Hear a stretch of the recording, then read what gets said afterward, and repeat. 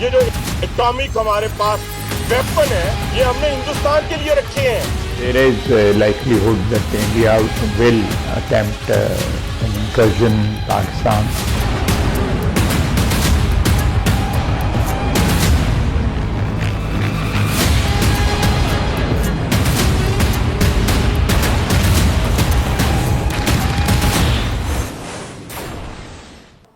नमस्कार, न्यूज 18 के digital platform पर आपका बहुत स्वागत है। मैं हूं आपके साथ अंशिका पाठक। पहलगाम टेरर अटैक के गुनहगारों का हिसाब होकर रहेगा। भारत के बच्चे बच्चे को यकीन है कि खुद पाकिस्तान भी चाहकर इस सच से मुंह नहीं फेर पा रहा। पाकिस्तान और उसके आतंकियों से भारत सूद समेत अपना हिसाब करेगा, इसके संकेत मिल रहे हैं। खुद पाकिस्तान खौफजदा है। पहलगाम आतंकी हमले के बाद से ही उसकी रातों की नींद उड़ चुकी है। इंडियन आर्मी को खुली छूट मिलने और सीएसएस की बैठक को देखते हुए पाकिस्तान को यकीन है कि भारत उस पर अगले 24 से 36 घंटे के भीतर हमला करने वाला है। दरअसल पहलगाम आतंकी हमले के गुनहगारों और पनाहगारों को भारत सबक सिखाने की तैयारी में है। पीएम मोदी ने मंगलवार को सेना को खुली छूट दे दी। पहलगाम अटैक का कैसे जवाब देना है, तरीका और तारीख सेना तय करेगी। भारत में इन्हीं हलचल को देखते हुए पाकिस्तान के होश उड़ चुके हैं। कभी वो यूएन चीफ से गुहार लगा रहा है तो कभी गीदड़ भभकी दे रहा है। आज पीएम मोदी के घर कैबिनेट ऑन सिक्योरिटी की बैठक है। इसमें पाकिस्तान संग क्या सलूक होगा, इसकी पटकथा लिखी जाएगी। यही वजह है कि पाकिस्तान अब बुरी तरह से कांप रहा है। उसे डर है कि किसी भी वक्त भारत उसके घर में तबाही मचा सकता है। तभी तो पाकिस्तान के सूचना मंत्री अताउल्लाह तरार खौफ में है। उनको डर सता रहा है कि भारत अगले 24 से 36 घंटे में मिलिट्री एक्शन लेने वाला है। पाकिस्तान का दावा है कि भारत उसके ऊपर हमला करेगा। इसके सबूत और विश्वसनीय खुफिया जानकारी है। पाकिस्तान का ये डर तब सामने आया है जब पीएम मोदी ने सेना को एक्शन की खुली छूट दे दी है।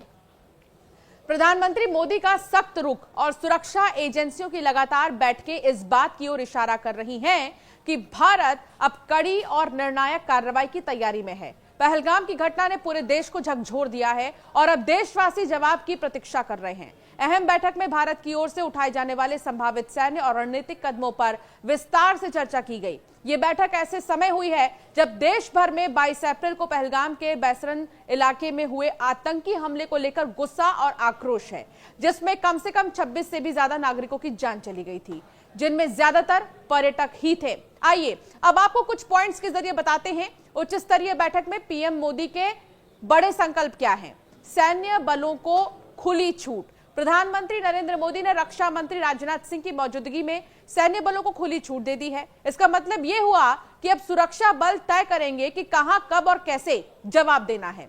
ऑपरेशन का फैसला सेना लेगी। बैठक में यह भी साफ कर दिया गया कि ऑपरेशन का फैसला सेना को लेना है। इसका मतलब यह कि भारत की जवाबी कार्रवाई किस तरह की होगी और उसके लिए कौन सा समय बेस्ट होगा, यह सेना तय करेगी।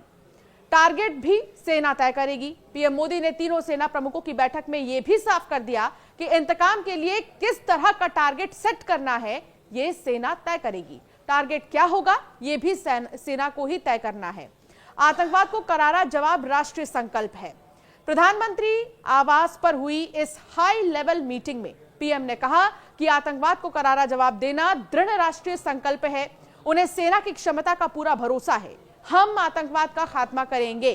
बैठक में प्रधानमंत्री ने आतंकवाद के खिलाफ सरकार की प्रतिबद्धता को दोहराते हुए कहा कि हम इसका खात्मा करेंगे। मुझे सेना की क्षमता पर भरोसा है। सूत्रों का यह कहना है कि भारत अब तक डायरेक्ट अटैक से बच रहा है, कारण कि भारत दुनिया के सामने सबूत के साथ आना चाहता है। अभी भारत उन सबूतों को जुटा रहा है जिससे ये पूरी दुनिया यकीन करे कि हां, पहलगाम अटैक में पाकिस्तान का सीधा हाथ है। वैसे भी पाकिस्तान आर्मी चीफ आसिम मुनीर के बयान को दुनिया देख ही चुकी है। साथ ही लश्कर के गुर्गे टीआरएफ का पहले जिम्मेदारी लेना और फिर सफाई देना अपने आप में पाकिस्तान को संदेह के कटघरे में खड़ा करता है। ऐसे में पाकिस्तान के सूचना मंत्री अताउल्लाह तरार का डर यूं ही नहीं है। उनका कहना है कि भारतीय सेना पाकिस्तान के खिलाफ सैन्य कार्रवाई करने की तैयारी कर रही है। पहलगाम आतंकी हमले के बाद पीएम मोदी पहली बार कैबिनेट की पूर्ण बैठक करेंगे। हालांकि उससे पहले PM Modi cabinet committee on security यानी कि CCS cabinet committee on political affairs CCPA और cabinet committee on economic affair CCEA की बैठक में भाग लेंगे। इन तीनों समितियों में कई केंद्रीय मंत्री शामिल हो सकते हैं। ऐसे में ये बैठक पाकिस्तान के खिलाफ कड़े निर्णय लेने में काफी अहम साबित होगी। तो वहीं इसके बाद कैबिनेट मीटिंग में बड़े स्तर पर आगे की रणनीति पर चर्चा होने की भी संभावना है।